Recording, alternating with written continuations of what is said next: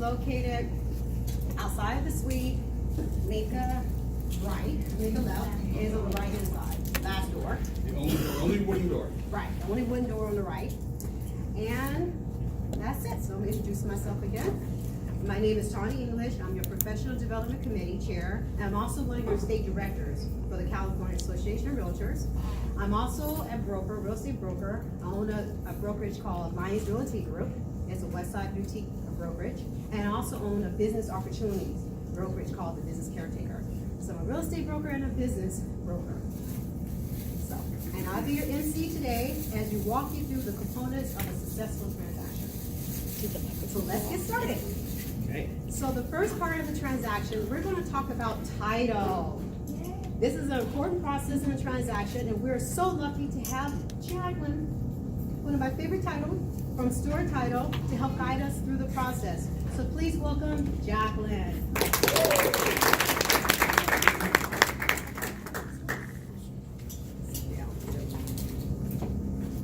Hi. Hi. Hi, how are you all? Okay. My name is Jacqueline. I'm with Stewart Title Company. Been in the industry for over 25 years. And is this working? Hello. Oh, Yeah, that's better. Okay. There we go. We have that. Okay, so. Jacqueline, I have some questions for you. Oh, okay. You want to- There I am. See, that's me. So, Miss Jacqueline, Yes. can you give us a brief overview of what title is? Title is what I do. Title insurance is what we do is we insure all documents that have been recorded in the county recorder's office. We verify ownership, property, liability, and we also work really closely with lenders, brokers, realtors, as well as brokers, lenders, Realtors, yeah. realtors. Yes, I'm sorry, I thought it was one thing missing. Are there any risks that our clients need to look out for? Oh, yes. There are risks. There are encroachments, judgments, liens, verify ownership, and Solar panels, Oh, hero yeah. loans. oh yes, and that's where you get all the information from a preliminary title report. Questions? Okay. Oh, okay.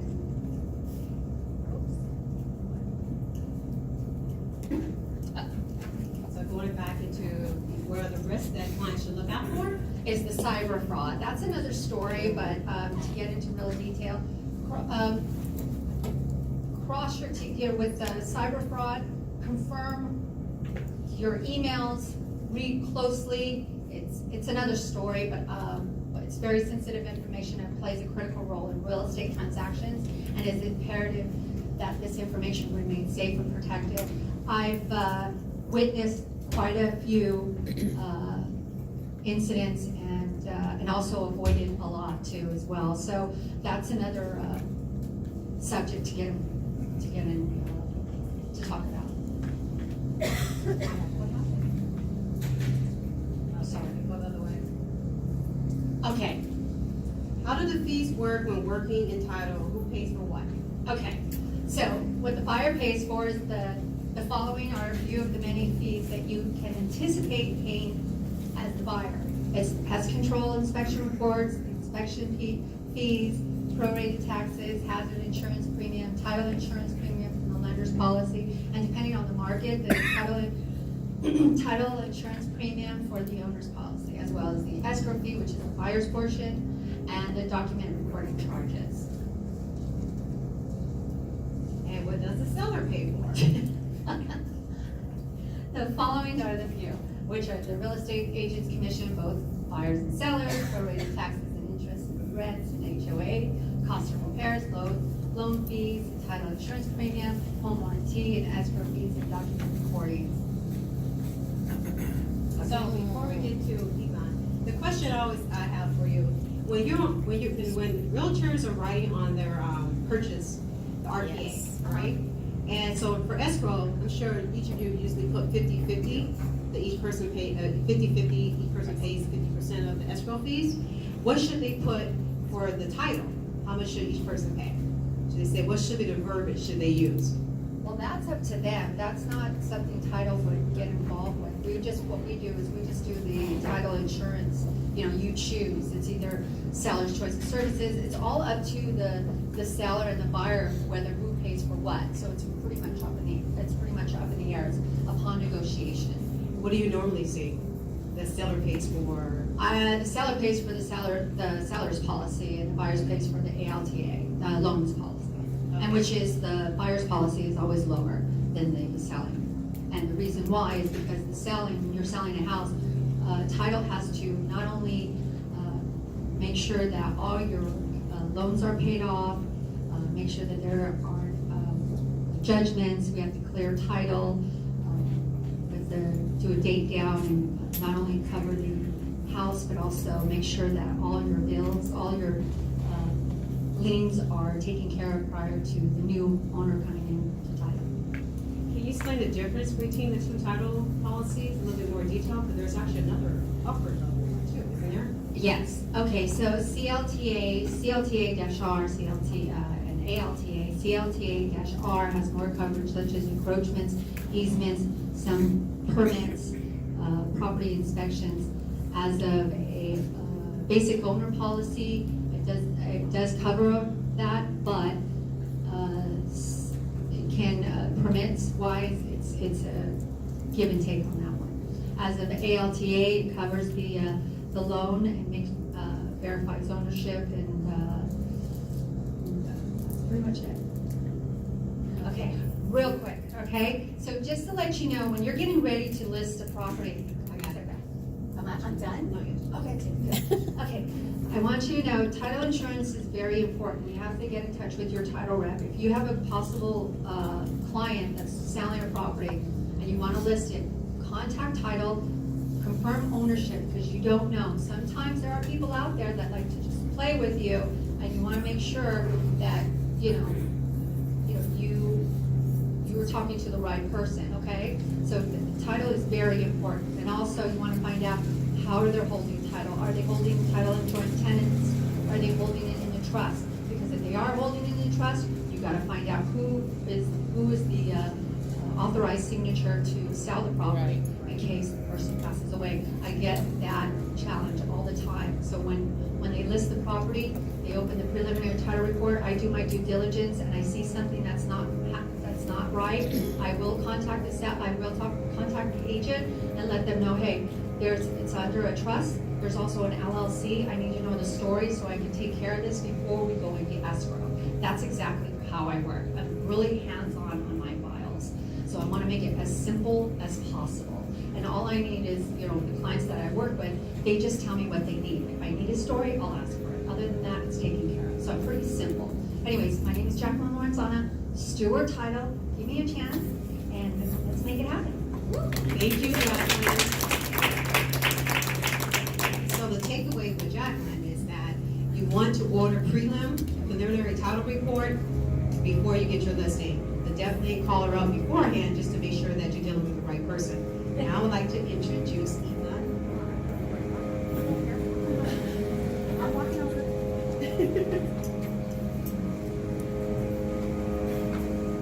Thank you, Tony. Good morning, everybody. It's a pleasure, privilege to be with you. I hope you enjoyed your time and lunch. Today I want to talk to you about the perspective of financial advisor, financial planning, and how the role of that individual in a successful transaction. Eva, before you get started, Yes, I would like to first do a formal introduction of you. thank you. Okay, so this is Eva Oran, prestigious, let me speak a little louder, prestigious financial insurance services. He's here to talk to you about helping your clients have a more realistic number of what they can afford. Because as you know, the loan, when they get pre-approval from the lenders, it's more about they don't take into account their gross, but not what they take home. And I don't know if you guys ever had this happen, but in escrow, your clients get the loan information, then they freak out because they realize, oh crap, I really can't afford this house. So that's why you want them to bring this to go speak to someone like Eva about getting what they can afford. So I would like to start with a question. When should a client bring in a financial advisor into the transaction? Thank you, Tony, for the question and for the introduction. I'm the owner of Prestige Financial Insurance Services. And to your question, this is just a disclosure that we don't provide tax or legal advice. But when we sit with our clients, before even addressing when the financial advisor should be in the picture, I would like to address with you so you understand a better understanding of the process of what are the factors that can impact the transactions in the real estate market. And when should the client, these are the three questions that I'm going to address today. When should the client bring the financial advisor? How can a thorough financial analysis help to create a successful transaction? Pros and cons of renting versus owning. And if time allows, we talk about some 401ks and other assets to be used for a down payment. So to that question, what are the areas that can impact a transaction? It's obviously the housing marketplace trends, prices, supply and demand, geographic factors. If people work in the city, would they want to commute from the valley? Price differences between them. What are the available loans, the personal and general financial atmosphere, the loans available to them? What is the interest rate on that loans? And what is the interest rate environment? Is it going to go higher or lower? How much down payment would they need? How taxes and the tax reform can impact them when buying a first time, whether it's a first time owner or FHA or other loans, and how can that all impact this transaction? Obviously, there's another factor, whether or not it's a primary residency or an investment property that they buy, and other personal factors that can affect a transaction, their age and their career. Are they business owners? They have other assets. And the main two things I would like to address with you about that is, when you bring financial advisor to the table to do a thorough financial analysis with the client, there are two areas that we can discover and help them to find gaps and opportunities in order to make that a successful transaction and streamline your business with them when you're doing closing or buying or selling property.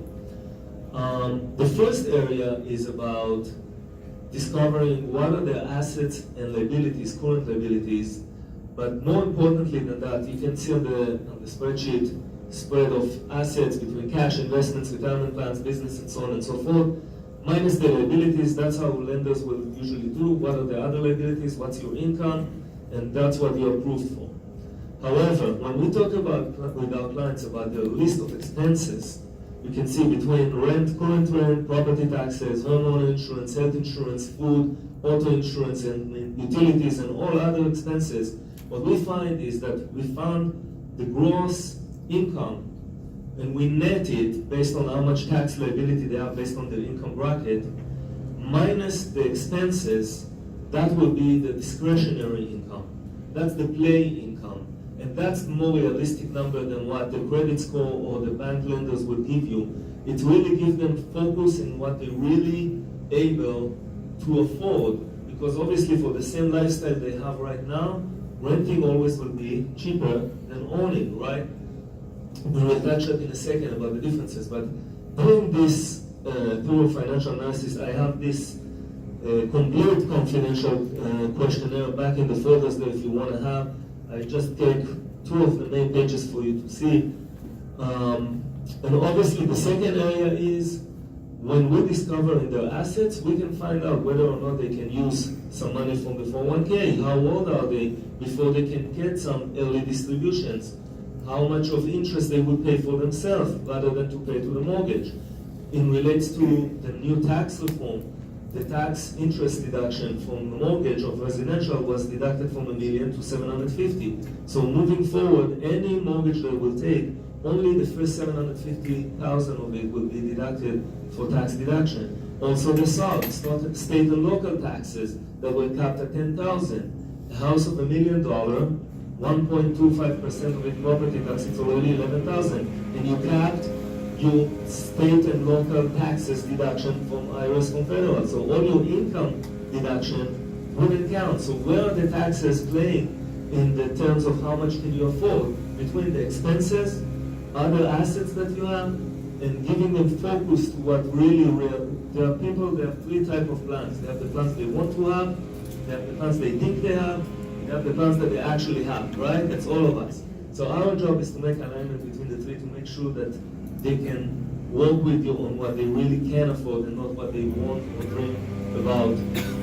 Obviously, differences between renting and owning a house, I will talk, there are so many differences and pros and cons on each. I will try to focus on the financial aspect of that. While you rent, you can afford yourself to be close to your work, you have no long-term liability, you have flexibility, you can move whenever you want, you're protected from home value decline, right? And usually it will be a cheaper payment than what your mortgage is. No risk of home price depreciation, can't be foreclosure, and your money, the excess money for what you pay less on your renting, can be used for other assets, investments, and so on and so forth. The cons would be the rental payment may exceed the mortgage if the landlord keep increasing it, right, every year. And you have no ownership and no wealth accumulation. As well as payments are never stop when you're renting, and you don't have any tax benefits, which you have, like I described before. And buying a house, the pros will be to build a home and equity and wealth, sizable tax deduction possible, leverage investment. Payments will be done when you pay off your mortgage, right? You can loan the money against your equity in your house. The cons, no liability, no maintenances, expenses, and all. And to summarize, I would like to talk about what we discussed. The role of financial advisor to streamline your business, to make the client focus on where the financials are based on the reality, income and expenses, assets and liabilities, to go through this analysis to allow them to find the dream house. Thank you so much. Thank you. And so the takeaway from Yvonne is that, we used to tell our seller point to buyers is, it's better to buy for the tax deduction than renting. Now, we pretty much have to tell them that the seller point for buying versus renting, that it helps you create wealth. It helps you invest in your future, which renting you cannot. So, I would like to bring on, let's talk about pest control. Our next speaker is Vice Chair of our Association Real Estate Service Partners Committee, Nicole Romero, does business development for the termite guy. It would help shine the light on how to deal with the critter on your client's property.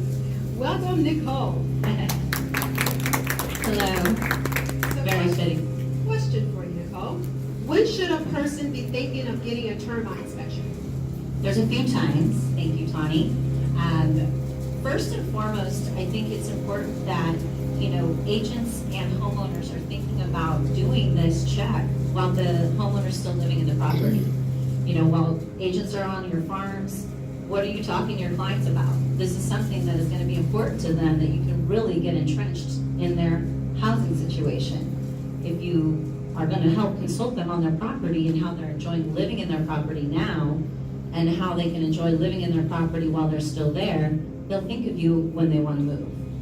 First, you'll be the first person, because they're gonna have needs. So I think in your farm, find out how people are enjoying living in their property. Find out if they're having problems at their property. One way to really gauge the health of a property is to do a property inspection as well as a termite inspection. Termite inspections will help you understand what's going on with the wood structure of the property, and that's holding up the property. So that's really important, and that can add up to hundreds of thousands of dollars in damage that your client has no idea, because the house looks very pretty on the outside. So while they're living in the property, also when you are going to list a property, a lot of sellers have no idea again. And one way for them to know and help an agent list the property at a realistic price is to get that termite inspection, get that property inspection. I did it for probate. We listed a couple of properties, we flipped them, and we profited because we planned for it. We planned for a profit. Also on the sell side, when you're buying. So each component, each time you're doing and making a move, and even when you're not, think about doing a termite inspection, okay? Think about teaching people how to do a termite inspection and why to do a termite inspection. The buy side is the most important. You're giving your buyer, if you're doing a termite inspection, especially if there's an inspection existing with the seller, you're giving that buyer someone personal to negotiate with a new company, Okay, you're checking the work, and that's one way to get them to do it in the first place. Let's check the work. There's already an existing report. Let's check the work. So you get them to do that. You're checking the work. You're giving them another company to negotiate price with. They already have the first company to possibly negotiate price with if they think that it's a credible company. And the seller. Boom, boom, boom. Instead of just, oh, we'll settle for the first report and hope it's right. No. So Nicole, question for you. Why should we refer real estate clients to a termite company? And what is important while choosing a termite company to refer to? Thank you. So all of those reasons are reasons why you should refer someone to a termite company. Very opportunistic and very crucial, especially if it's timely. You'll be their savior, you'll be their referral for life if you're Johnny on the spot. So with that said, also, when you want to choose a termite company, a great termite company to choose for a realtor, especially with your clients, is one that knows how to work before, during, and after a real estate transaction. Because we need to do one of those. So you want to ask these questions. Do they understand a contingency period? With that said, it's important that you refer them to 3 companies, so you're not just driving this force, but make sure that you know these 3 companies that you're going to refer, and know that they understand those real estate transactions, and they understand when you're not doing one, that there's really no rush. Just take care of my client very well. And when there is a rush, also when they're doing the inspection, you want them to ask your contingency period. You want to ask if there's a buyer, who you're working with.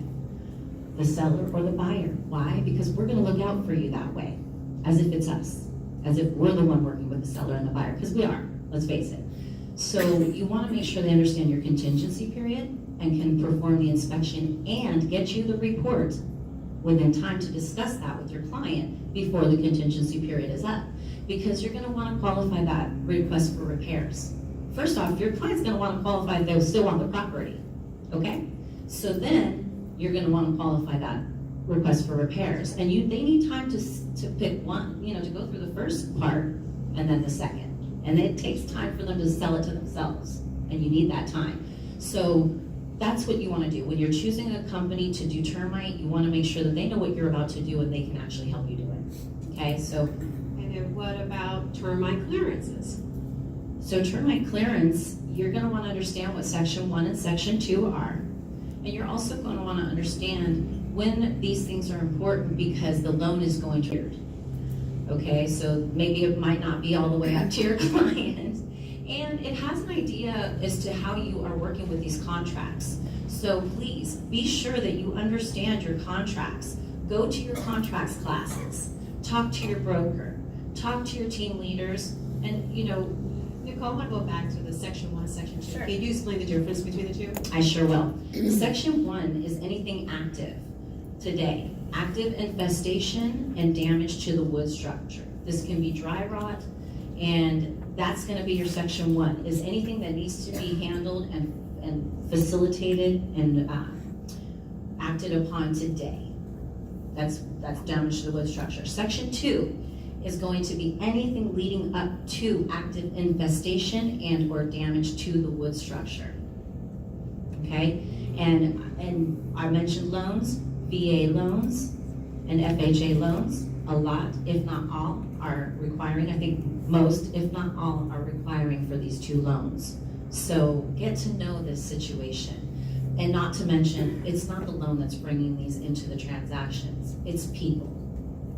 Okay, these buyers are getting more educated, the sellers are more educated. Actually, the sellers are still trying to hide things, but it's to their benefit to really bring it to light, to really get a credible buyer sooner rather than later. Bring these things into the transaction sooner, because you're going to have to probably perform on these within that. Well, thank you very much, Nicole. Thank you. So as we all know, most of our clients will usually be working with online for photos and for information on a home that they may be interested in. The next important step in listing a property is the quality of images. I mean, you guys went online, you've seen photos that look pretty crappy, right? And just one question, and what's your buyer's response to seeing crappy pictures? Crappy. They Is it crappy? Are they interested in going to look at that property when they see those crappy pictures? No, next. So therefore, we're going to introduce Jonathan Paris. He's the chair of our Real Estate Service Partners Committee, and here at the association, and the name of his company is Visual Open House. And he's here to talk about the best practices when shooting your listing photos in 3D virtual tours. Please welcome Jonathan. Thank you, Tommy. Thank you so much, guys. I hope you're having a wonderful, wonderful meal, and good morning. Thank you so much for being here. So yes, my name is Jonathan Paris. I own Visual Open House, which is a marketing company for real estate. So, Tony, you have a question for me? I do. Yes. Hiring a professional photographers for high-end properties, is it a must? And should we take pictures ourselves for mid and low-end properties? Okay, thank you for that wonderful question. I get that many, many times, and the answer is absolutely not. I know that we live, in a era where you get every free stuff everywhere, and you get do-it-yourself stuff out there. However, I gotta tell you something. We gotta be very, very careful with that kind of stuff, do-it-yourself. Because if you don't know exactly what you're doing, you're probably gonna find yourself in a situation like this. This is a photo taken from the MLS a couple nights ago. I did it myself. It's an active listing in Lancaster for $210,000. Look at that. That is the only one picture on the MLS. Okay? This one is a do-it-yourself twilight. It's unbelievable, guys. If you type homes in LA, that thing is gonna show up. I cannot believe it, for real. Anyhow, I love this one. This is, taken with the phone vertical from inside the car with the window up. And it's unbelievable. It's not even showing the house, it's showing the car. It's crazy. And the most important thing, this is the only one photo on the MLS. Okay? RV parking, come on now. It's crazy. I love the other one. Oh my goodness. This is a condo in Long Beach. Again, while you're looking condos in Long Beach, this is gonna pop up. This is the main photo. I mean, it's unbelievable, guys. Unbelievable.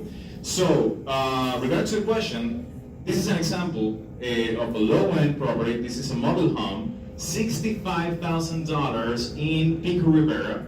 Okay, and look at that. It's professionally taken. $65,000. You can buy it with a credit card if you wanted to. So, no, for real. And then, but I'm going to tell you something. This side of the property of the model home was a disaster, was a mess.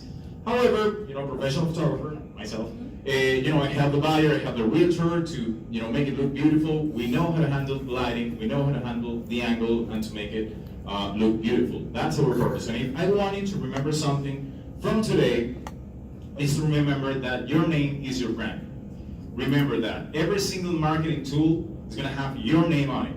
It's not your brokers, it's not Visual Open House or Jonathan, it's your name. And if you have that kind of photos that are shown in the MLS, guess what? The name that is going to be next to it is going to be yours. So, yeah.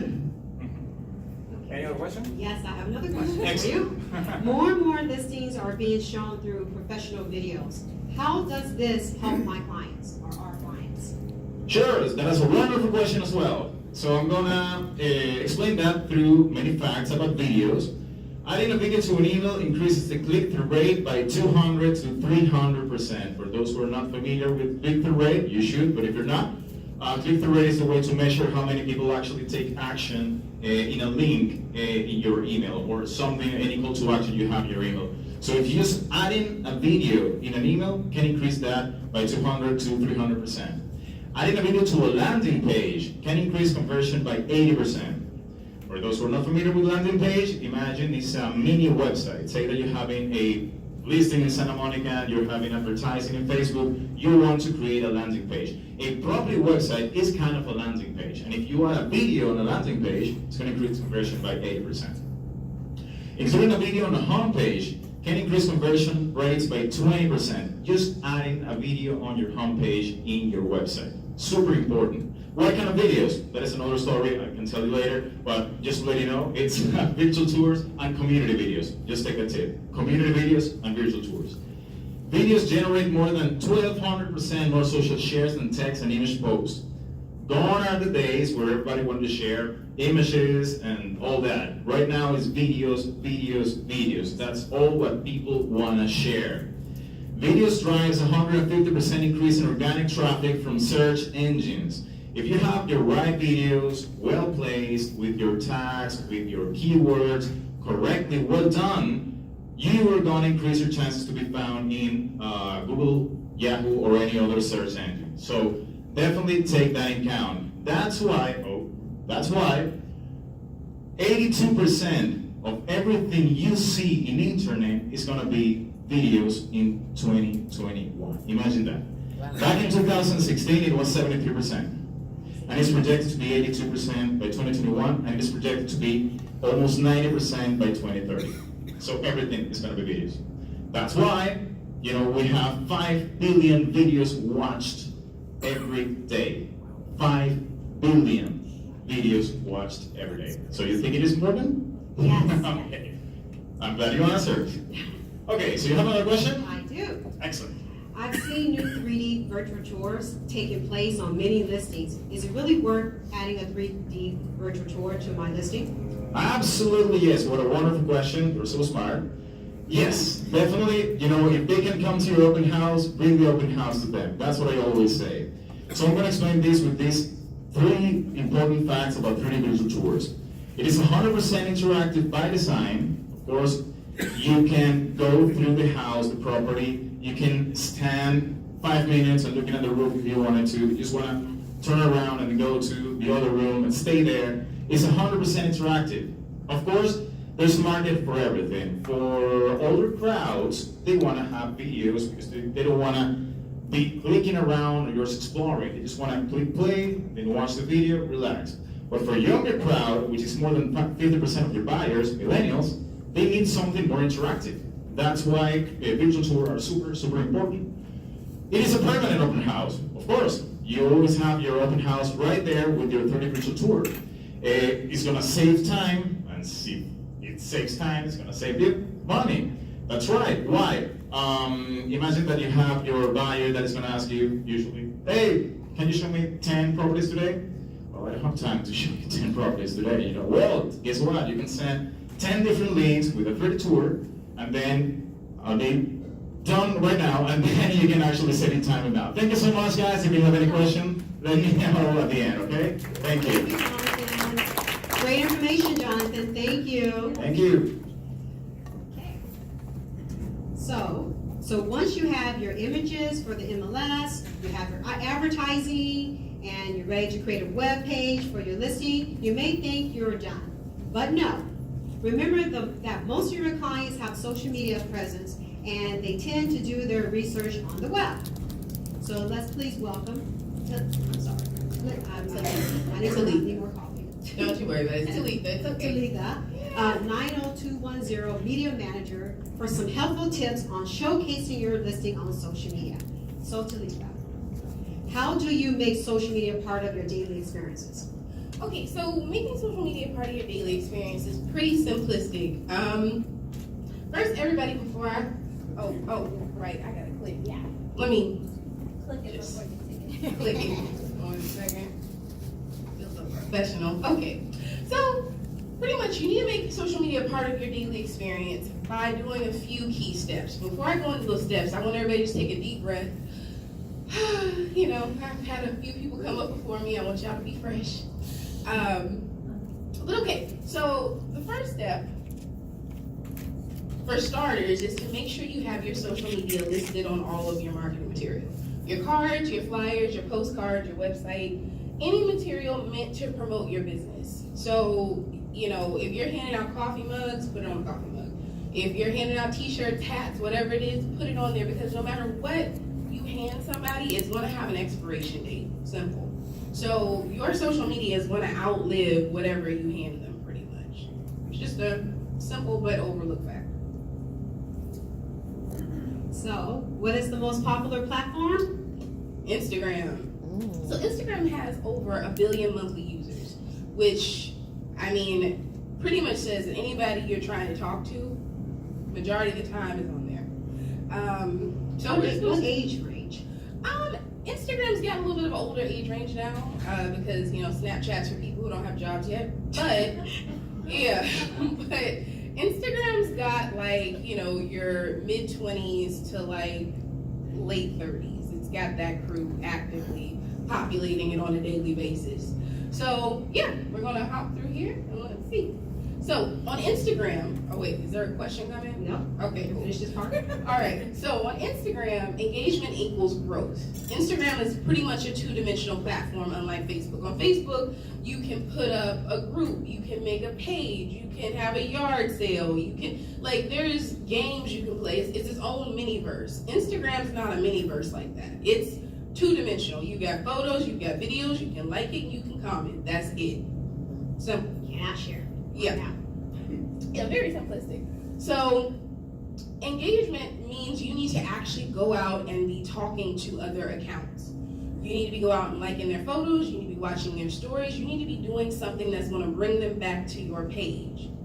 So, how do you find accounts to talk to? This is a great question. Like, how do I find people to talk to? Like, maybe you have 45 minutes, you can honestly square out of your day right now, but how do you go about finding them? So a little over a year ago, Instagram made it possible to follow hashtags in the same way you follow people. So you can follow any hashtag, and anytime somebody posts using that hashtag, it's going to populate in that timeline that you're able to see. So this allows you to see content from all over the world using certain hashtags. This is going to be a great tool for seeking out people that live in your farm areas using local hashtags. For instance, if you live in Venice, hashtag #AbbotKinney is something that only locals would use. So you got to start getting creative. Like, for instance, I live in downtown, and I live right across the way from this bar called the Golden Gopher. And the other day, I actually looked up hashtag Golden Gopher, and a lot of people that I see regularly have actually used that hashtag in their engagements, like my neighbors.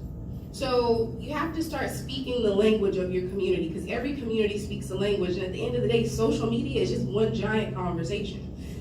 Question for you. So what's the best time to post on Instagram? How many times per day? Okay, so the best time to post on Instagram is different for everyone. I don't think I touched on insights in this slide, but insights is something everybody has if they have a properly set up business account with Instagram. And so what your insights do is they pretty much tell you what time of day you get the most activity and what time of day your actual followers are most active. So there's two sides to it. So they need to set up a business account on Instagram, Yes. not just a personal one. Not just a personal account. You need to set up a business account because it opens up the whole plethora of marketing tools that they provide you. Same thing with Facebook. If you have a Facebook or an Instagram account, opt into business profile always. And you can connect your Facebook page to your Instagram account. Yes, ma'am, you can. Now, tricky thing to that is you can post from Instagram to Facebook, but you cannot post from Facebook to Instagram. Then go that way. So, okay, to the next one. Location, location, location. There are also certain areas in each of your farm areas that the locals are that are local to mainly just the residents. So search through the tags for those locations on a regular basis. Engage with the people, pinning visits to those particular places. So, for instance, like I just gave the example of Golden Gopher. So that was just for hashtags, but you can also place yourself at that location in the photo. So, like if you know there's a great coffee shop up the street that everybody goes to, people take pictures and actually put at Phil's Coffee. If you start looking under the Phil's Coffee location, you'll start to see some of those photos, and then you can start engaging with the people who've actually, posted that they were there. So you can like their stuff, put smiley faces, and honestly, I had somebody in November who got a deal from a smiley face I put under somebody's photo. You'd be shocked, okay? So yeah, this person was from out of town, they just came in from Texas, and she was like, oh, I needed a realtor. Like, you got all that from a smiley face. Great, okay. So don't underestimate the power of engagement. So how many engagements should I be initiating? Like, how often should you actually engage?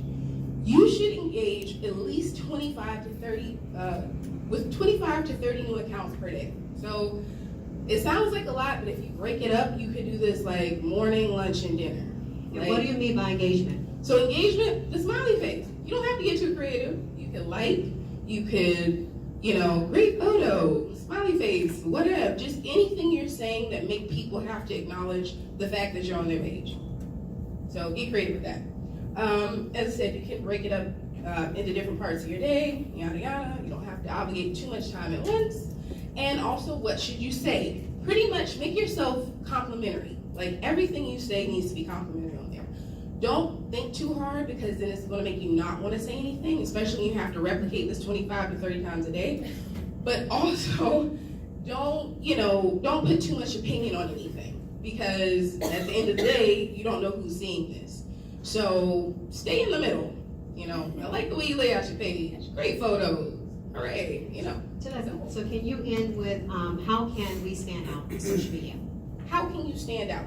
So standing out is different for everyone, but engagement is one way to stand out. And secondly, be a reflection of who you say you are. If you say you're the neighborhood expert in Burbank, then be the neighborhood expert in Burbank. Have all your posts be about things that are actually going on in your area, things that people can connect with, because people really don't connect with statistics. People don't connect with mortgage rates. People don't connect with things like that. You have to make them connect with the thing that you're promoting, which is being their neighborhood expert. So that's how you can properly stand out when you mix it in with a good, platform or base of engagement and everything else for yourself. So it's a process, but as I said, it's one giant conversation. At all times, remember, it's just a conversation. You're just talking to people who you hope will talk to you. So, Thank you. So our takeaway for social media is Instagram is the platform to be on for real estate agents. So next up, we have our mortgage lending process. And today we have Stacy Fletcher from One West Bank. She's going to walk us through the process of getting your clients pre-approved for a mortgage. So please welcome Stacy. Good afternoon, everyone. It's Stacy Fletcher. Question for you before we get started. What is the process and time frame for a pre-approval? Okay, let me click. Where am I clicking? To the right. To the right. There I am. There we go. Yes. Okay. So, hi everyone. Stacy Fletcher, One West Bank, residential loan consultant. The process for pre-approval. There are two items that you will hear about when you start working with buyers and making offers for them, and that is the pre-qualification and the pre-approval. A pre-qualification is a document that's provided usually by the loan officer, not having been actually reviewed by an underwriter, and it can be done quickly within 24 hours. Just a conversation with the buyer and the lender determining if they might be able to qualify for a property. As a realtor, you always want to have somebody with a pre-approval. And at One West Bank, the way that we do pre-approvals is we first take a loan application from the borrower, and we then will run their credit report to make sure that they're going to be able to qualify for credit score. We look at their pay stubs. We look at their tax returns if it's a jumbo loan. We look at their reserves, down payment, making sure that that's going to be adequate for the purchase that they're making. And then we look at the properties that they own as well. We call this, once a pre-approval is provided, the golden ticket, because that allows them to send out a great pre-approval with their offer, and it can get completed a lot faster. The pre-approval time frame is usually collecting the documents, having them reviewed internally, and then having them reviewed by the underwriter, which usually is about a 6-day period of time. So you really want to have, when you're engaging with a buyer, you want to get them ahead of time, have that pre-approval done way before they're making an offer, so that they have that pre-approval, which is usually good for 90 days. So once they have it, even if they don't get the property, that the first property they're making an offer on, they can continue to use that pre-approval as they go forward. And it also makes it so that you know you're working with a buyer that is capable of qualifying for a loan, and you're not wasting your time driving them around or you're not wasting your time as a listing agent, not knowing if they're gonna accepting that offer, or not knowing if that person is really going to be able to qualify for the loan. What is the lending process once an offer is accepted and escrow is opened? Great question. Thank you. So, once the offer is accepted, we have a contract that is signed by both buyer and seller. We start the time ticking, usually a 30-day contract. We will review all of the contingencies. We're working with making sure that termite is being done. We're opening the escrow. We're looking at the different information. We then send out the disclosures to the buyer, and they review those, send those back to us. They'll put the earnest money deposit with the escrow company, and they will then do a home inspection, which you'll be hearing about shortly. And that's something that the lender doesn't get involved in, but you should always have a home inspection.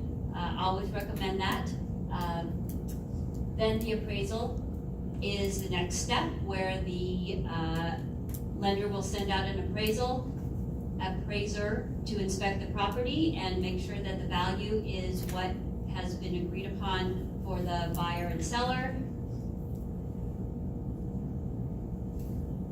The buyer will also engage with an insurance agent, making sure that there is insurance provided, because every lender is going to require homeowners insurance for a property. That's an important piece. And there will then be a disclosure that'll be sent out. It's called the closing disclosure. That is a time-sensitive item. We don't allow loan documents. The government doesn't allow us to sign loan documents without a 3-day waiting period. And in order to do that, we have to have that done early on. Again, a reason for the pre-approval, so that we can get all of these things done quickly once we have that. The file goes to the underwriter for final sign-off, and then to loan documents. So those are the main steps after a loan goes into contract. Stacey, a question for you. Do you get requests for DUs? Well, we will do a DU, which is an automated underwriting process, and that just kind of helps us to determine what type of requirements are going to be needed on the file. But at the end of the day, the underwriter has to review all of the documents. So even though a DU, which is kind of an automated underwrite, is completed, you still have to have the underwriter reviewing everything. And what is your normal turnaround for loan closing? We can, well, if you have a pre-approval, we can do it in less than 30 days. If you don't, definitely 30 days. So that's why if you're getting a buyer that has a pre-approval, you've already gotten all of the conditions provided ahead of time. You don't have to go back and keep asking them for bank statements or other items once the loan goes into escrow. You've got all of that taken care of. You don't have to worry about it. All you need to worry about is getting them a property, getting the property appraised, making sure the value's coming in, and the title and escrow work. So what will be the best practices? So, best practices for timely closing involve having the borrower engage with a lender way ahead of time, so that you are getting all of the documents needed. Then making sure once you are having have the inspection done and possibly the appraisal, this is when credits come in, as far as, let's say they feel like there's something on the inspection, they want a credit for it, or to the point of where they want to change the purchase price, which is fine, but we need to find all of that information out ahead of time instead of 2 days before closing, because the loan has to go back in. So communicate with your lender all of the time, and the lender will be doing the same with you. The agent to provide access to the property quickly, so that the appraiser can get in there and do their inspection. And then last, making sure in California that there are smoke detectors, carbon monoxide detectors, and water heater straps provided so that we don't have to go back out again and request those. Well, thank you very much, Stacy. Okay. Okay. I had some questions. So great. Okay, thank you. Okay, it is time to talk about escrow. I gotta go through all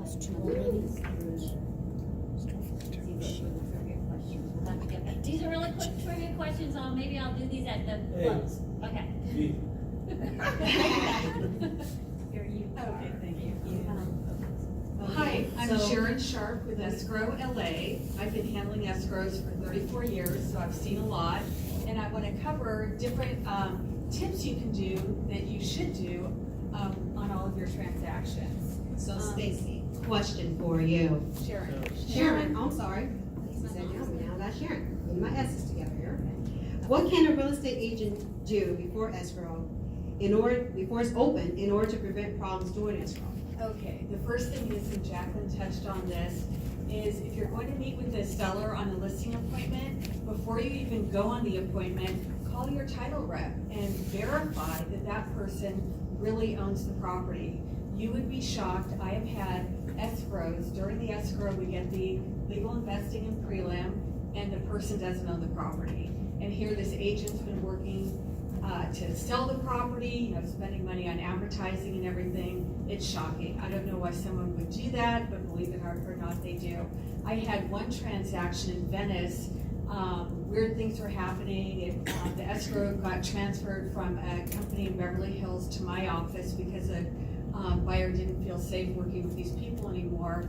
It turned out the seller didn't have title to the property. The escrow company had already released some of the buyer's deposit funds to this woman. I Googled her name. She was wanted in Australia for embezzling over $30 million from a charity and $6 million from a broker that she worked for. Wow. So it was terrible. Also, make sure you get entity documents from a seller or a buyer. I've had too many escrows where a seller holds title in a corporation or an LLC, or even are acting as a successor trustee, and they don't have authority to act on behalf of that entity. And make sure if you're working with a buyer and they're going to take title in an entity, get their documents too, and give them to escrow or title to review to make sure they can act on behalf of that entity. What is the name of that document, Sharon? Well, I included, if you did not get this, when I was handing them out, there's more on the back. The last page has this lists entity documents required for a trust. The first page of the trust, showing the name of the trust and who the trustees are. The powers of trustee pages, signature page with notary acknowledgement, all amendments to the trust, and if any of the trustees have passed away, the title company will need the death certificate. For an LLC, we need articles of organization and the operating agreement. And for a corporation, articles of incorporation, bylaws, and a corporate resolution stating who is authorized to act on behalf of the corporation for that transaction. And this is so important to take care of right away so it doesn't become a huge problem during the escrow. And it does, I've had too many escrows where that comes up. Also, it's important for you to create a team that you work with on a regular basis. So you build up a rapport with the escrow and title company and a lender, and you know how you work together, and you're not working with different people all the time, because if one of those people involved in the transaction don't care about doing their job properly, it just creates problems for everybody. So that's really important. Okay. And what can a real estate agent do during escrow to prevent problems? Okay, let's see. Okay, I just want to cover one thing too. If you're going on a listing appointment, always ask an escrow company that you're working with to prepare an estimated closing statement for you. The sellers love to get that information in advance. Or if you're working with the buyer looking for properties, ask escrow for an estimated closing statement. The people feel so much better knowing what their costs are going to be before they're in escrow. It just gives them peace of mind, because a lot of those costs are shocking, like documentary transfer tax. Sellers are always shocked with those thousands of dollars.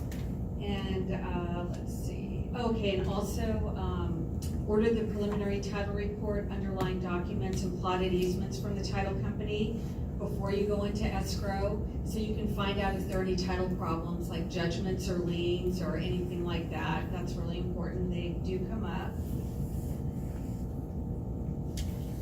And when you get the listing, have the escrow company order the city report. Very often city reports will report out expired permits or other problems, so at least you can take care of that stuff before you go into escrow.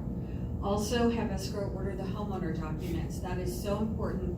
Unfortunately, these management companies, or if they're self-managed, they are terrible at providing these documents. And I know you wouldn't know that, but I do, because I have to deal with it all the time. I just had an escrow. It took the management company 2 months to give me the documents. After like 100 phone calls and emails, it was outrageous. So thank God this agent I work with all the time, he said order these when he got the listing, and I'm so glad he did. What are they called again? The homeowner association management documents for a condo. Also, it'll save your seller money, because if you wait until escrow opens, these management companies always charge a rush fee of like $200 or $300 on top of the document fee, which could be $500 to $700. So at least you'll have that taken care of. And it'll help getting that contingency removed, because as soon as you open escrow, we have those documents to give to the buyer and to their lender, and that'll help the loan contingency get removed faster too.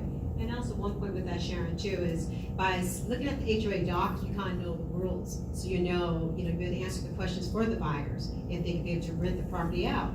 What type, and also you find out what kind of loan can they really get, because if it has to be owner occupied, which percentages are off, they may not be able to get that FHA loan. So it's really good to really see those HOA docs before even listing the property, so you know how to list it exactly, because they may have pet requirements, rental requirements, and loan requirements. Okay, and the next question is about the buyers. Buyers, yes. Actually, that's okay. More time to talk about. Is my time up? No. Okay. How much you have? So tips, if you're representing a buyer, always get the estimated closing statement when you start working with them. Also, get the verification of funds when you start working with them. I have had in the past 2 years 3 phony buyers who were buying multi-million-dollar properties. One guy gave financial statements and investment statements from Wells Fargo Bank in Beverly Hills. They were all phony. And that poor seller ended up losing the house in foreclosure because the guy didn't close. And with computers today, it's so easy to create fraudulent documents. So, call whoever it is, like if it's from an accountant, to verify the information they're giving you is correct. And then, let's see. Oh, and also work with a loan agent or lender that you can count on, who will perform and handle everything in an efficient manner. I've had so many escrows with some lenders that are just a nightmare, and you want to go to their office and strangle them to see what they put us through and the buyers through and the agents. It's horrible. So when you find a great loan agent, stick with them. That's really important. And one last thing, real estate teams are so popular right now, and I think they're a great idea. But what I'm hearing from sellers and buyers is too many people are involved in the transaction. So you should have a point person on the team who deals with your client. Because I hear it all the time from sellers and buyers. They're very annoyed with having to deal with too many people. Good point. Thank you very much, Sharon.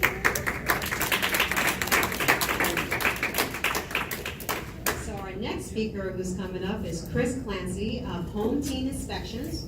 Chris is going to talk to us about another important and mandatory part of the transaction process, the home inspection. So please welcome Chris. Thank you, Connie. Thank you very much. Not the most flattering picture, but I'm not in the business of show business. So, we are in the home inspection business. So Chris, how do we help our buyers minimize risk? Well, I think the approach that managing risk is really about managing expectations. And with the home inspection service, I think from an agent's, broker's perspective, you need to counsel your clients let them know exactly what the home inspection entails. This is what the state calls it. I'm not gonna bother reading all of that. You can get a copy of that if you want. We boiled it down to this. A home inspection is an objective visual examination of the physical structure and systems of a home from the roof to the foundation. So when you set that expectation, it's a visual and also non-invasive inspection. Setting those expectations are gonna leave your risk at a minimum, okay? Anytime that you don't set the expectation to the proper level, you're gonna open yourself up to a lot of risk. So a home inspection report is something that's gonna be based on the conditions of the home at the time of the inspection. It's another expectation. What we see at the time of the inspection is what goes into the report, and the client needs to know that. It's not a look into the future, say that this home is gonna be great. We can't comment on that kind of thing. So managing expectations is managing risk. Misunderstanding the scope of the inspection will create an unrealistic expectation, and usually things go bad when you have unrealistic expectations. And what do you mean by that? Well, if we don't inspect for code, home inspectors are not employed by the municipality, we're not employed by the state. Yeah, maybe we know some code, but we can't comment on code. We're looking at the basic structure of the home for safety issues, any structural defects, material defects, things of that nature, okay? So if you're looking for a code inspection, you need to bring in a building inspector from the city or somebody that's licensed to do so.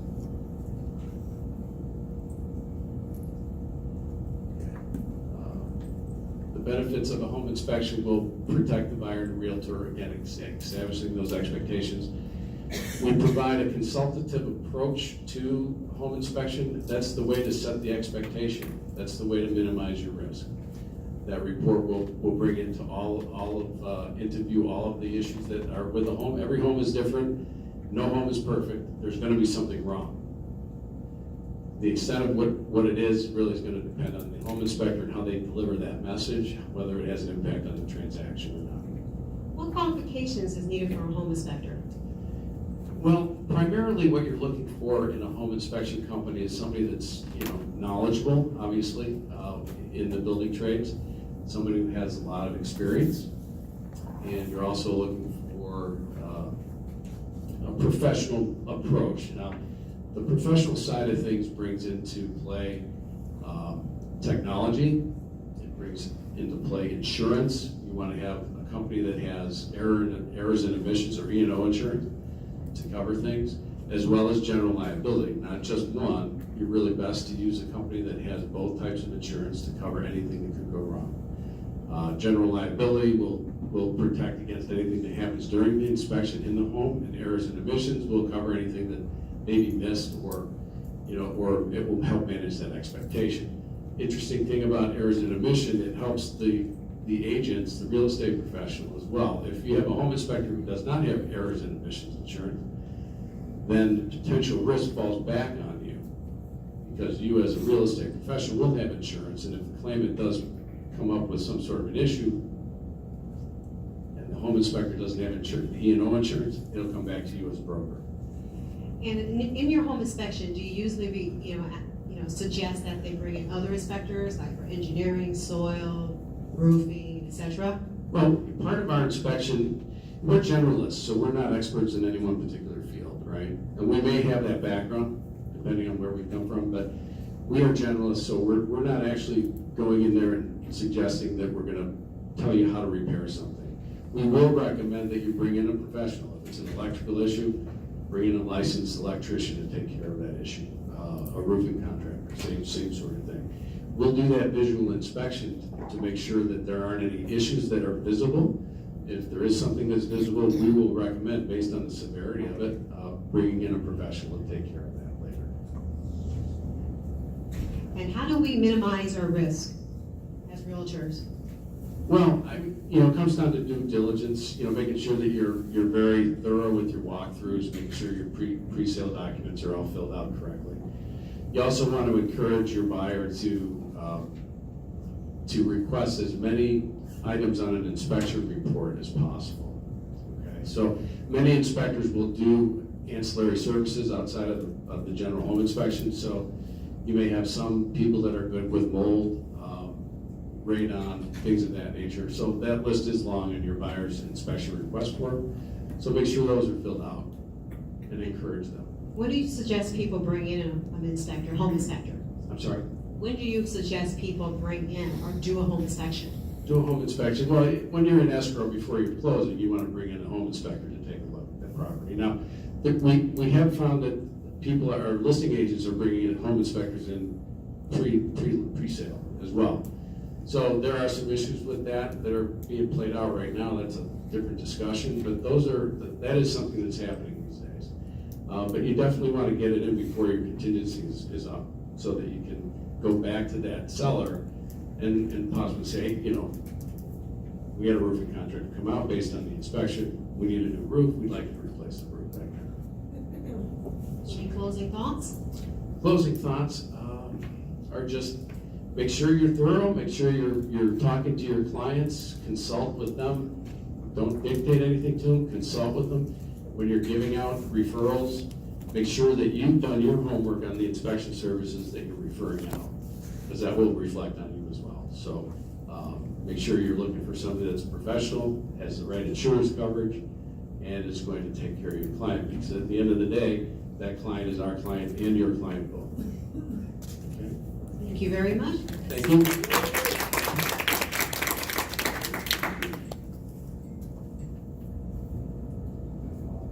Yeah. Okay. Let's welcome one of my favorite NHDs reps, Mindy Reagan. Okay, my nickname for her is Megan. I combined her two names. And so she's going to talk to us about natural hazard disclosure reports and what is required on all real estate transactions. So again, let's welcome Mindy, aka Megan. My whole life, and it was so adorable. Thank you. It was late one night, and I was writing to her about ordering one, and I just ended up combining. It was M. Regan at, Right. so it looked like Megan. So I'm now Megan Reagan. So the natural hazard disclosure industry is very unique. It is the only part of the real estate transaction that is mandatory. It has Civil Code 1103.7 attached to it, and it's not regulated. What? Does that make sense? How can it be mandatory and not regulated? So, I'm sure everybody here, has everybody here done a transaction? Yes? You're all familiar with the 2 flood, 2 fire, 2 earthquake. That's on the Sierra zip forms, right? Yes? Yes. I'm gonna ask you some questions. I'm gonna make you interact. And the reason is that this report is mandatory on all transactions. This means short sales, REOs, condos, townhomes, single-family homes, land, probate, trustee sales, everything. When people say, well, what if this situation? Does that mean you still need to have an NHD? They just bought a house in Venice for $1 million and they're tearing it down. Do you need an NHD report? Yes or no? Yes. Yes, because it's about the land. Are you in a flood, fire, earthquake, liquefaction, landslide zone? That's simple. These 6 requirements came out in 1998. How crazy is that? I come from the East Coast. You guys have been buying property for 100 years, and only 24 years ago did it become mandatory? And that's because somebody's house in Malibu slid down the hill. They paid $2 million, they couldn't live in it. So, what did they do? Sued their agent. And their agent lost because she forgot to disclose the letter she received in the mail in her neighborhood, which was her farm, not where you plant animals, I mean vegetables. Okay, Megan. Yeah. So not where you plant vegetables, in your farm where you go and you try to get business, right? So she forgot to disclose that letter, that it was a liquefaction landslide area. So this became born. 1998. These 6 requirements are mandatory. The listing agent must give this to the buyer within 7 days of the accepted offer. That's the law.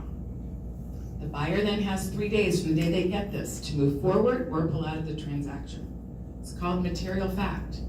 Material fact that affects the desirability and the value of the house is why this report was written. The signatures on here are for signature of the seller and the seller's agent. Buyer signs it at the very bottom. And right above the signature of the buyer's agent, it says, I, the buyer, have read and understood everything in this report. So why is it that you guys get questions afterwards or lawsuits? Simply because they didn't read, but they signed it. So, these reports are written with state, county, city maps. No one goes to the property for this report. Is that understood? For $60 to $114, no one goes to the property. So what's mandatory is that each company, since it's not regulated, makes sure that they are up to date on all their maps. Do you know that FEMA did not update their maps for 20 years in California? And then when they did about 10 years ago, it took 2 years. So let's pretend you're in a flood zone today when you bought your house, but then you go to sell it, maybe you're not, right? So when you have a loan at the bank, a lot of people get nervous. Oh my God, I'm in a flood zone. I'm gonna pay flood insurance. If it's all cash, you don't have to worry, right? I've had agent ask me, can I please change this box to no, that their client doesn't want to pay flood insurance? Are we allowed to do that?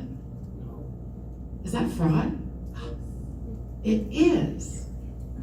Because all we do is literally provide the information from state, county, city maps. So I want to remind you, it is the local map that always supersedes state and county. Why? Because the local map, like Beverly Hills, Hollywood, Santa Monica, all these little local areas, they have more money than the county of LA, right? And the state of California. Make sense?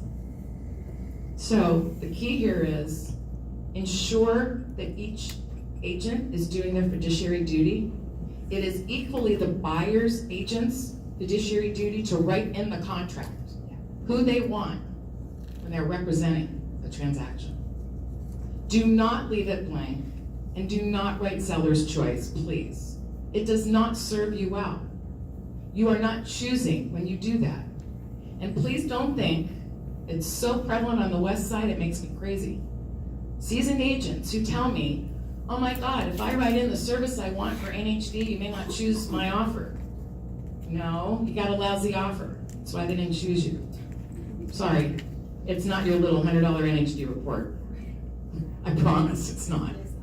So, buyer's agents, please choose who you want, because when you write in the contract who you want, and the listing agent wants to give you something else, isn't everything negotiable? So, this industry not being regulated, not everyone has insurance. I know that makes sense, doesn't make sense. How do you buy a product and somebody doesn't stand behind it? But in the NHD industry, that's how it works. So you have to do your due diligence, make sure you have E&O insurance to protect everybody in the transaction. And if it's a really good company, they protect all of you. The TC, Escrow, everybody, and stand behind it. So I'm here afterwards to answer any questions. Do I have time left? I'm good. Thank you. Thank you, Mandy.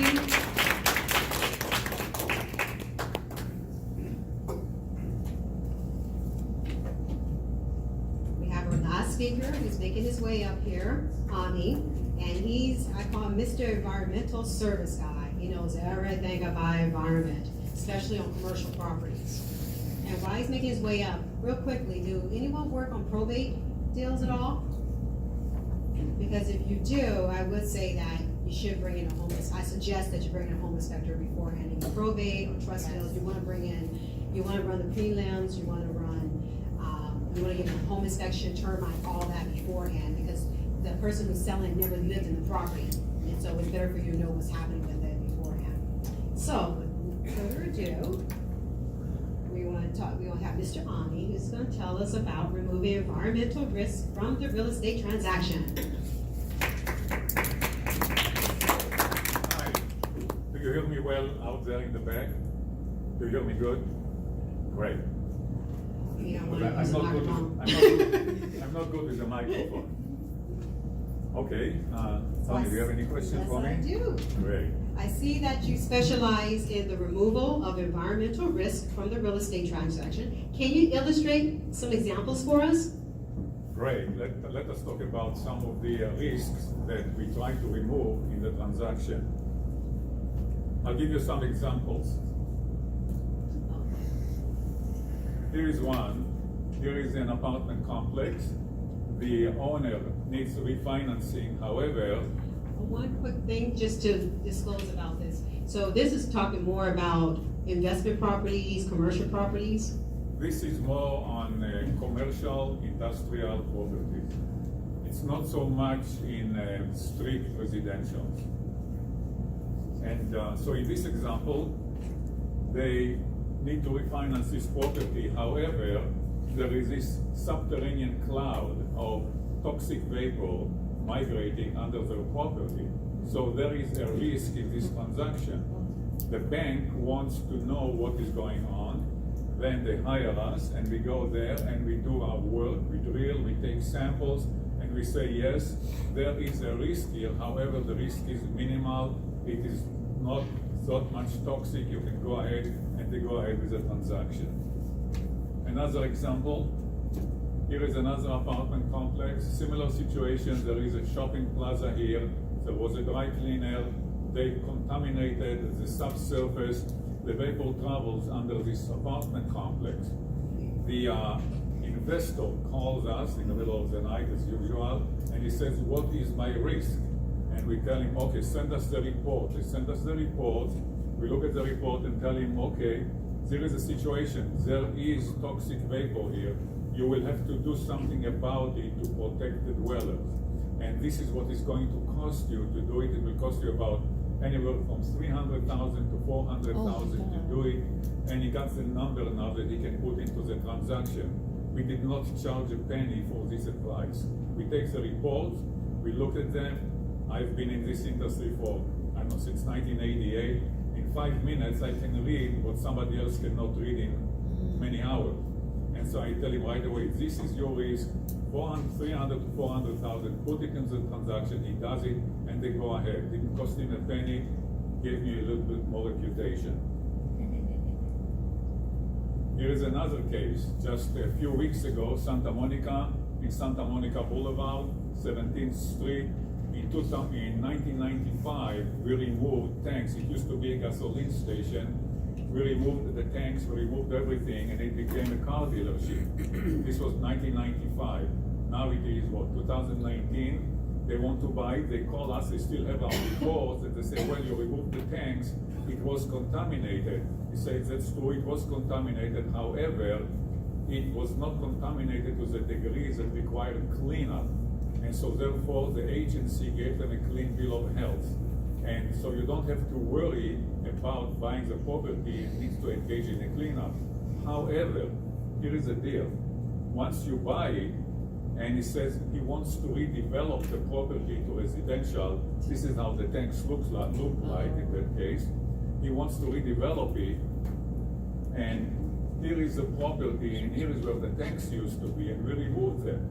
And this is true, the case is closed. However, there is still contamination left in the ground. Here is another site, it's a school site, similar to that. And all this, what you see here and what you see, we spray kind of a solution on it, this is contaminated dirt. And as soon as they started excavating, the odor and the vapors came out, and the workers started to complain about headaches, and we needed to bring the hygienist, the industrial hygienist, to the site. Everything stopped right away, and this was in the middle of construction, and this is going out like $5,000 a day. You know, they stand at the idle, and they call us right away, and we had to handle this contamination that was left over from many years ago. We handled it, but then there was a cost to it. In similar case, in this gasoline, in this property in Santa Monica that they are buying now, they will face similar situations. So they say to us, okay, what is the risk? We tell them this is because they want to redevelop it into residential. They want to go down 30 feet into the ground to put 2 levels of subterranean garage. we tell them you will encounter contamination. You would need to know what to do with it, and this is going to cost you money. They say how much, and by the way, this is how we take the contamination out. They say how much. Well, you cannot see the numbers here, it doesn't matter, but we sit down, we calculate it. I was there, we did the project in 1995, and we tell them, plug into the transaction $161,400 plus minus 15%, all right? This is your estimate. Did I charge them for that? No, did not charge them a single penny, all right? This was because it took me maybe an hour or so to look into the report, run the calculation, give them the numbers, and they were happy they went with the transaction. My reward, maybe, if it comes, is that when they get to develop the property, he's going to call us in order to be there to help them remove the contamination. He's going to develop it. He's going to dig it out. He will need us later on. So this is kind of service that we love to give free of charge. Now we have the next question for me. And also, Ami was one of the first, he was part of designing phase one, actually. Really? Back in the, Yeah, yes, he was. He was one of the ones to design the regulations for phase one. So he knows what he's talking about. So can you explain exactly what's a phase one environment site and when is it required? Well, thank you for reminding me. Back in 1988, Texaco USA had to liquidate real quick properties for $11 billion judgment. And they had 92 oil fields in California they had to liquidate, and they had made a bid, and we got the bid at the time, we got the project to do a phase one environmental site assessment on 92 oil fields. We wanted the project, we got it. Ami, go back up a little bit. Define phase one. What is that?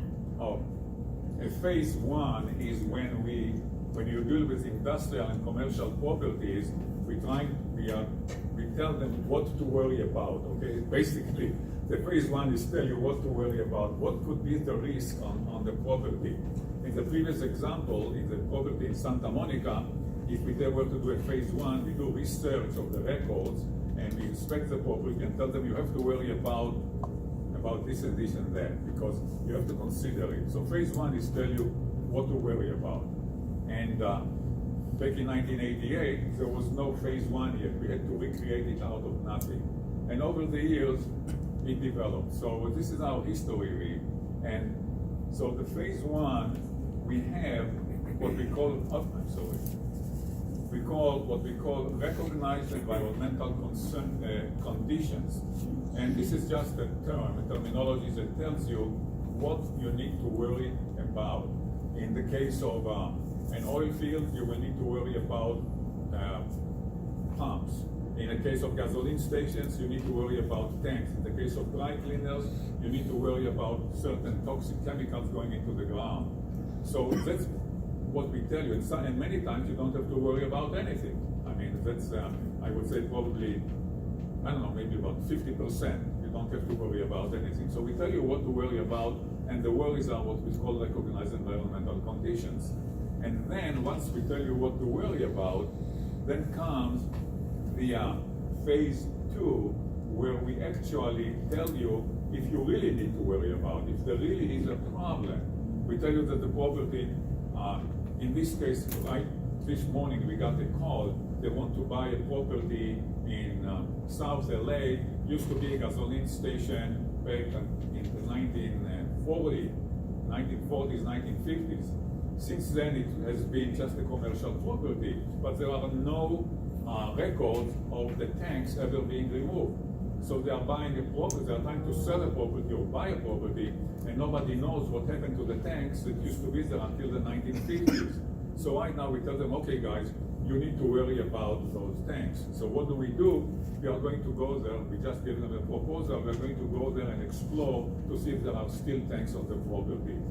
So this is the phase two. In this case, in the phase two, we drill and we take samples and we see if there are toxic vapors in the ground.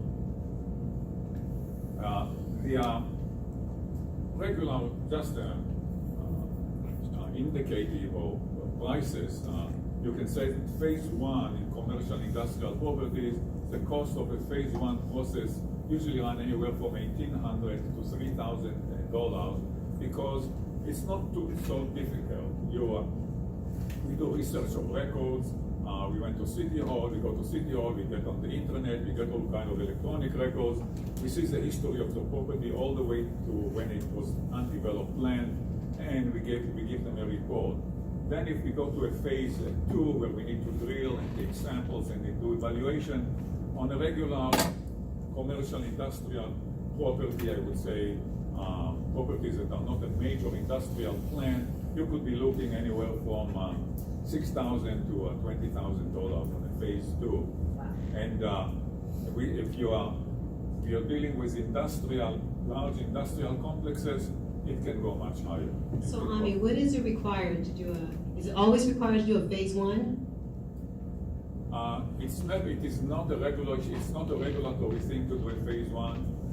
However, every lender that I know, every conventional lender, I'm not talking about hard money lenders, any conventional lender will require a phase 1. Especially SBA. Thank you. Yeah. You cannot make the transaction without a phase 1. And so virtually it is needed. And we carry the proper insurance in case something goes wrong. So far, it has never been used. And, Good. yeah. So, and You've been in business how long? So How long have you been in business? Since, well, in this business since 1988. My personal credentials, I have a degree in mechanical engineering with additional credentials in nuclear and chemical engineering. I have been in the nuclear industry, chemical industry, industrial industry, and eventually gravitated to phase 1 back in 1988. We are also hazardous waste contractor. We are not just consultants. We built gasoline stations. We demolished a lot of gasoline stations. We demolished sites. We clean up sites. As we speak to you right now, we are cleaning up a commercial site in Silver Lake, which is contaminated with pesticides. It's going to be a beautiful residential complex, pretty much complex. We are starting to excavate in 2 weeks. We are going to remove the contamination there and make it nice and handy. So we have, and anyway, give me the last question and then I'll tell you. So, for residential agents, right? It'd be better for them to come to you if they have an investor client who wants to take a property and build 4 units or above or anything like that. What would be the best time for a residential agent to seek out your services? I'm sorry, did not, for best time for whom? For a residential agent. Got it. They say they represent an investor who decided that they're gonna take a lot and they found out they can build multi-family units to develop it. The best time to start the process is when you think that you want to sell the property. If you are an owner, if you represent the owner, the seller, the best time is to start then and run a phase 1. Although, If it's zoned to be multi-family, that is. Yes. I think every investor that's gonna do multi, even if they're not developing yet, should at least know that. Yes, Right. exactly. And as far as our services, I mean, I missed my calling. I should have been a teacher, you know, and because I love to teach. And so feel always free to call me. I love to educate people, and we do a lot of free introductory consultations, a lot of it. And at the end of the day, we believe that what goes out comes back, okay? And so we are not missing business, I should say.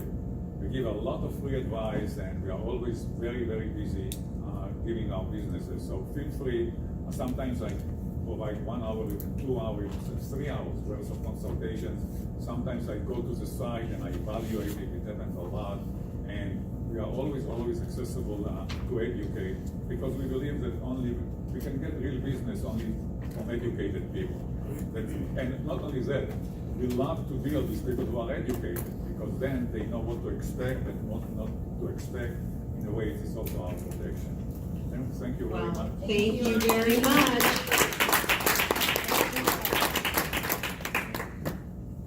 We had a lot of great information today. Do you guys all agree? Yes. So, thank you, Tawny. Yeah, we'll give it up for Tawny.